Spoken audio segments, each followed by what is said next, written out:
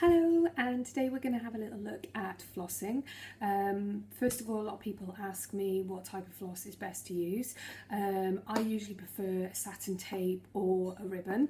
That's because it glides a lot easier down in between the contacts of the teeth.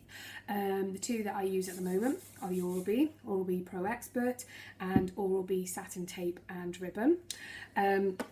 So first of all, what you need to do, nice long bit of floss, and you're wrapping it around your middle fingers, and you're using your thumb and your index fingers to help you get it down in between the contacts of the tooth. Okay, so basically what you're doing is taking the floss down past the contact of the tooth until you meet resistance, wrapping the floss round the tooth in a C-like shape, and then lifting up one side of the tooth, back on itself, and up the other side of the tooth. Okay, so contrary to belief, flossing is never a sawing action, it's always a lifting action. Okay,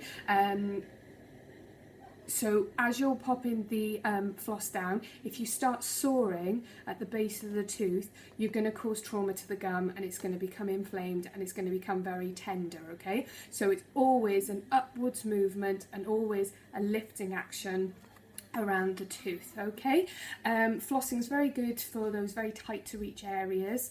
A lot of people say that they kind of find it difficult to get the backs of these teeth. Well, very simply, the little tip is, once again, to close down, so it gives the cheeks a lot more elasticity. So once again, you can maneuver the cheek out of the way with your hand and then get the floss down in between the teeth.